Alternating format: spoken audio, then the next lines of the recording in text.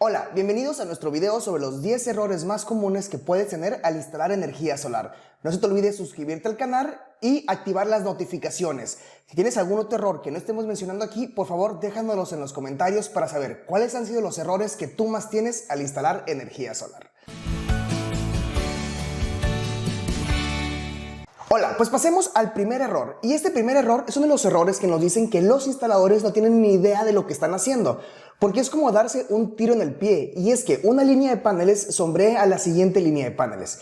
Y esto puede pasar pues porque no sabes calcular o no conoces bien las trayectorias solares y no sabes la distancia que puede tener la sombra de un módulo sobre el otro, sobre todo en los meses más peligrosos, que puede ser diciembre. En este caso, si vives del otro lado del Ecuador, pues va a ser en los meses de junio.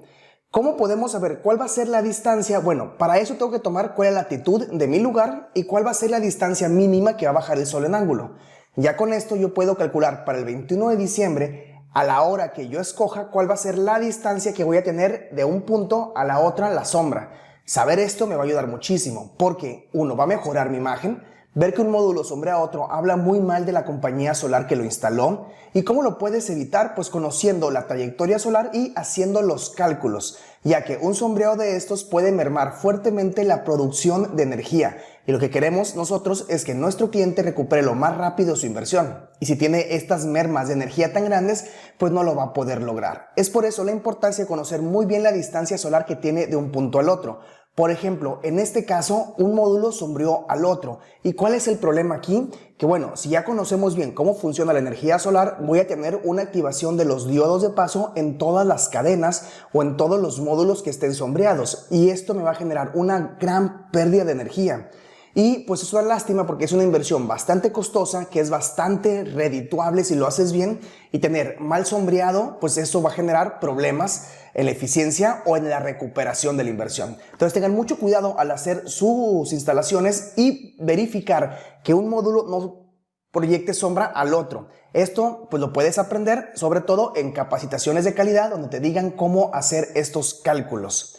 Un error también muy común y sobre todo muy peligroso es anclaje deficiente. Existen muchísimas maneras de anclar los módulos, sin embargo no todas son correctas. Tengo que tomar varios factores como cuál es el tipo de la superficie, cuáles son los vientos máximos de la ubicación donde estoy, qué tipo de impermeabilización estoy usando, porque pues no queremos después de instalar los módulos que haya goteras.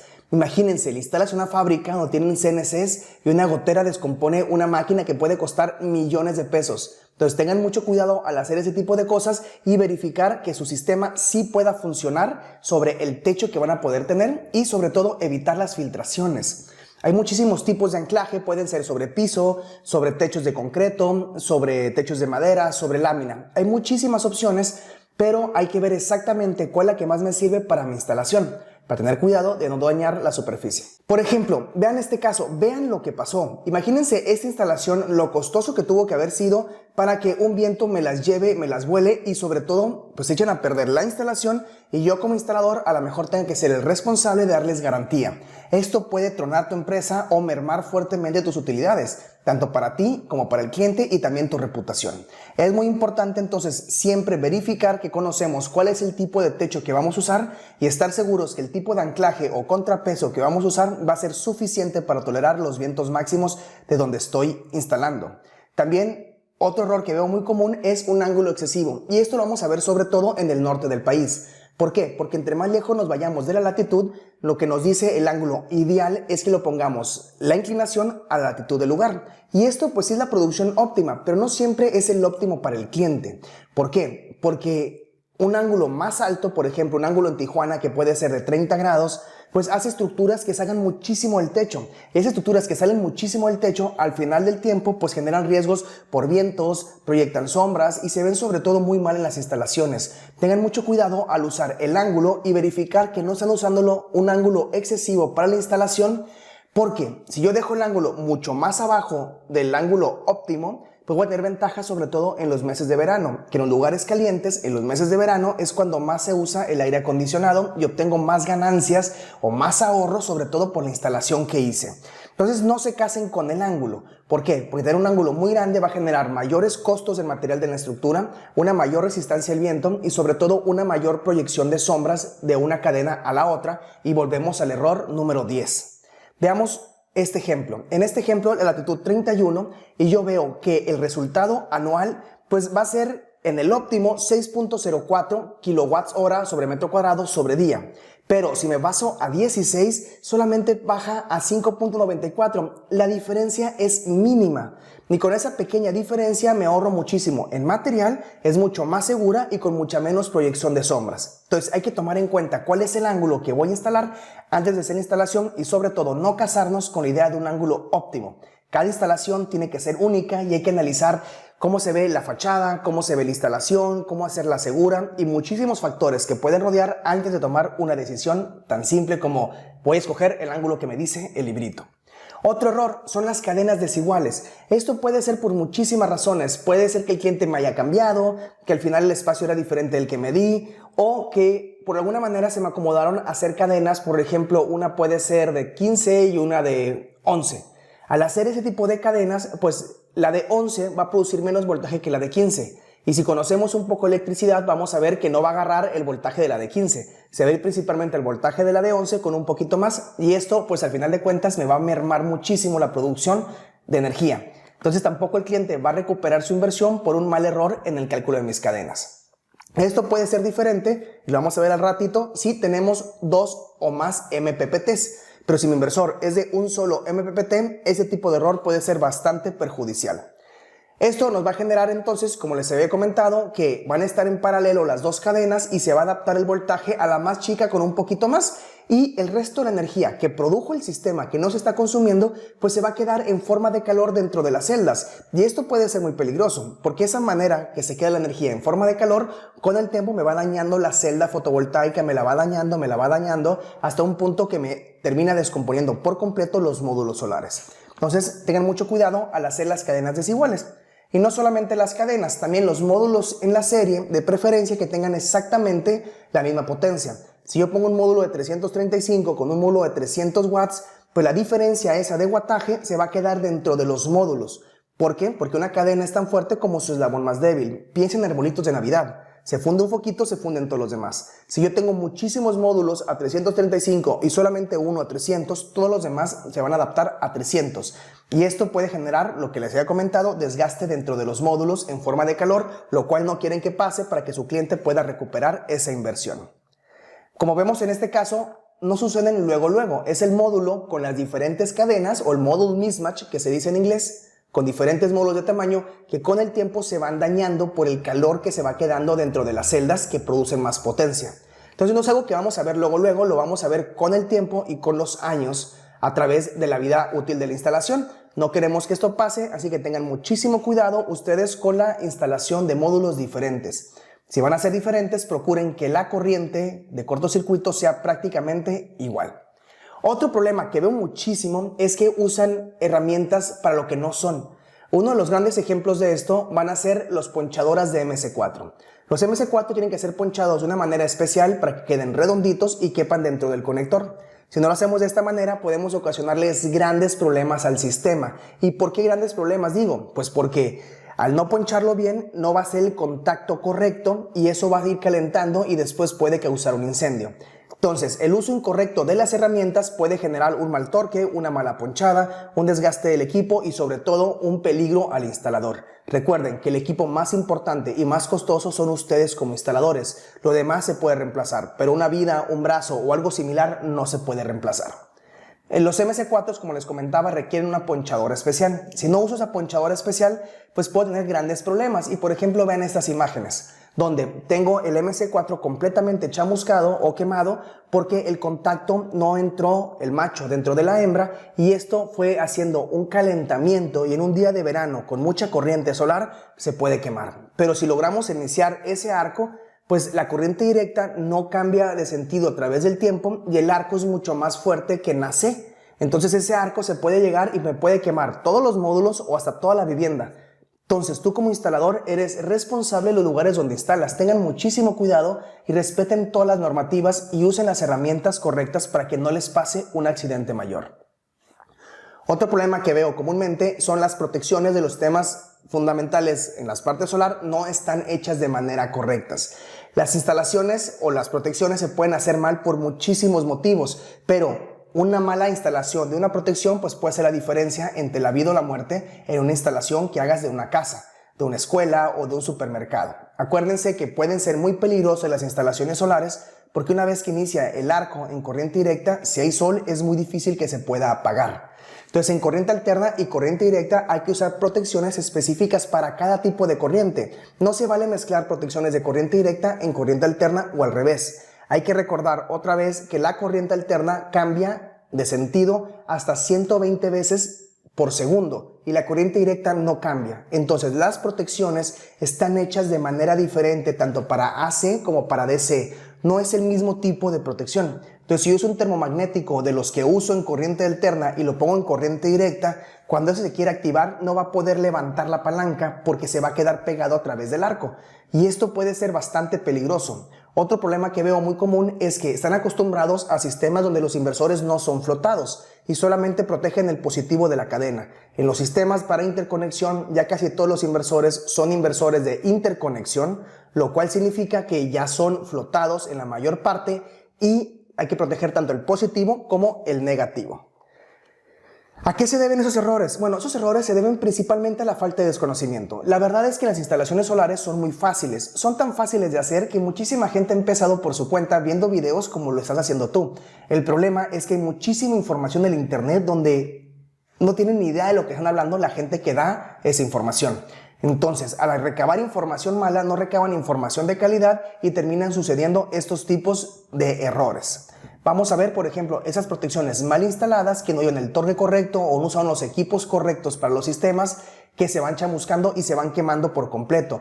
Tengan mucho cuidado con esto porque esto puede ser la diferencia entre la responsabilidad civil y hacer una muy buena instalación. Otro problema que es bastante común es la falta de electrodo de tierra física.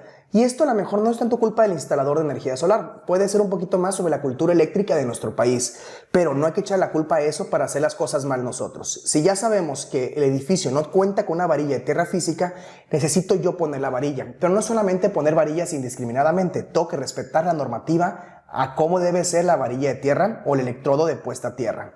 Las tierras tienen doble propósito o hasta varios propósitos. Una de ellas es conducir la corriente en caso de falla.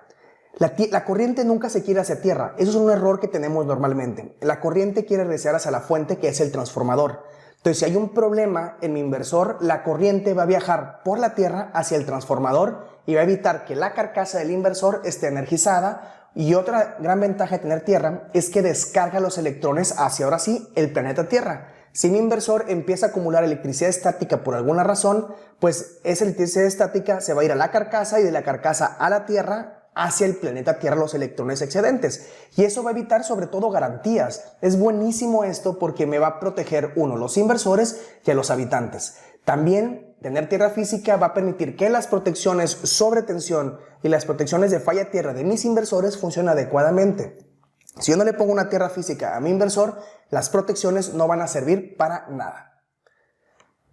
Una tierra secundaria también es un error muy común que vemos y la gente cree que puedo poner una tierra especial para mi sistema solar. Recuerden que la tierra sirve para conducir la corriente en caso de falla y la fuente es el transformador eléctrico. Si yo no conecto mi tierra principal a la tierra extra, no sirve absolutamente nada porque la corriente en caso de falla no puede viajar por la tierra.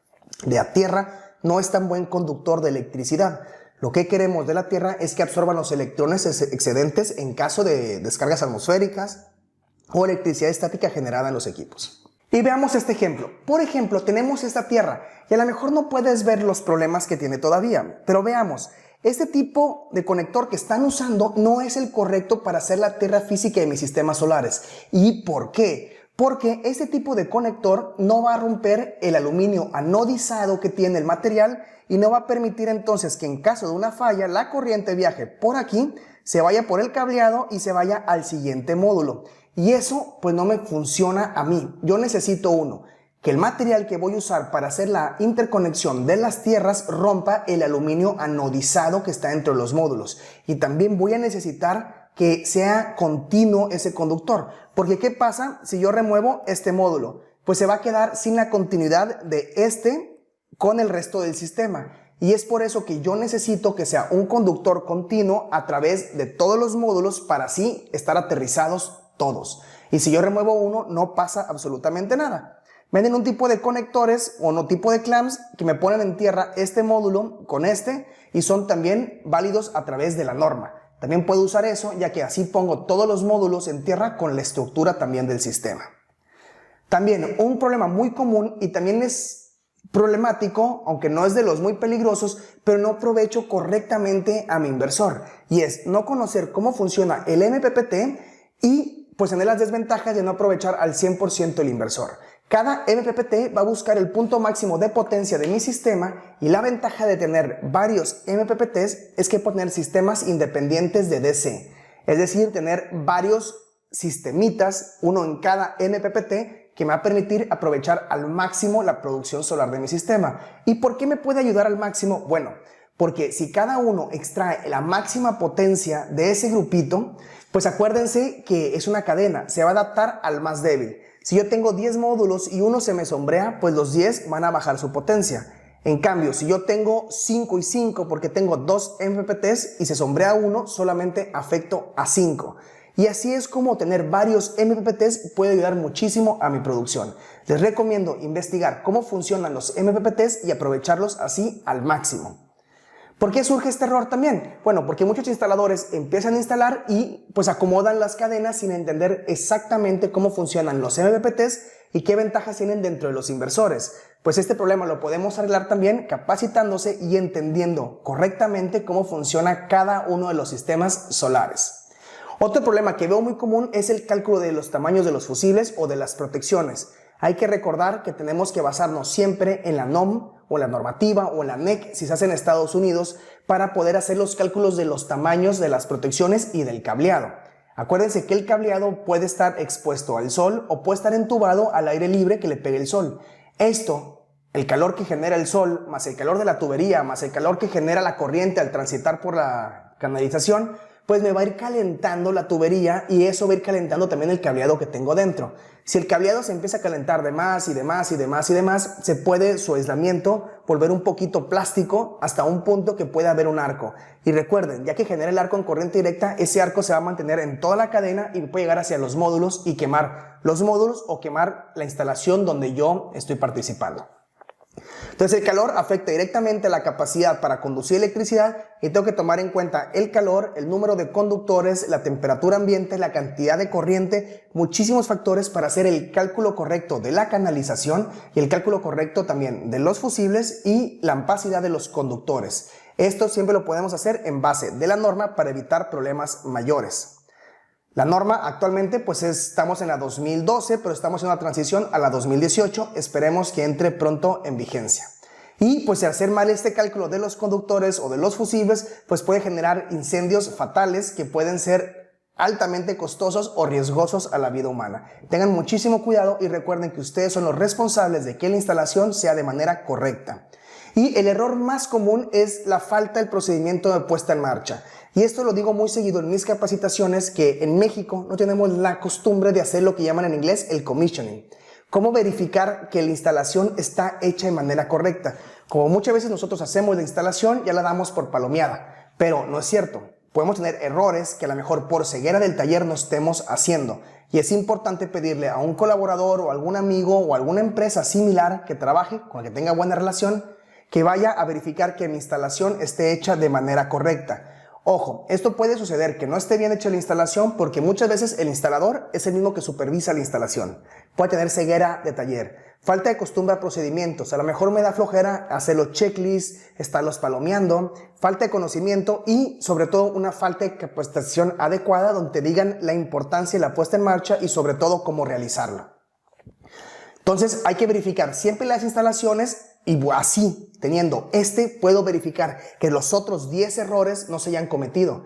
¿Por qué? Porque si es un cableado deficiente, hay un mal cálculo, todo eso lo puedo ver en la verificación de la puesta en marcha. Verifico que el cálculo que hayan hecho para el cableado sea el correcto y no me tengo que esperar a que haya un accidente y para después darme cuenta, fíjate, el cableado estaba incorrecto. Entonces tengan mucho cuidado, les voy a dejar yo un checklist sobre la puesta en marcha en la descripción del video, descárguenlo y úsenlo en todas sus instalaciones.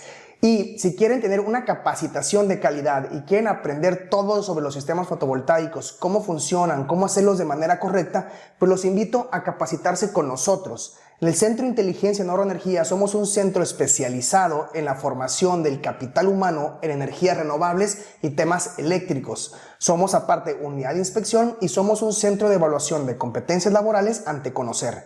Pueden certificarse como nosotros como instalador, supervisor y asesor técnico comercial de instalaciones solares. Aparte contamos con cursos en línea donde puedan tener la mayor cantidad de aprendizaje posible desde la comodidad de su casa a sus horarios y donde quieran. Les vamos a dejar una descripción de los enlaces también en la descripción del video, por favor véanlo y los esperamos en alguno de nuestros cursos. No se les olvide suscribirse al canal, dejarnos el pulgar arriba y sobre todo cualquier comentario que quieran sobre cualquier tema de energía solar para saber nosotros qué videos hacer siguiente. Pues muchas gracias por vernos y pues los esperamos en alguno de nuestros cursos.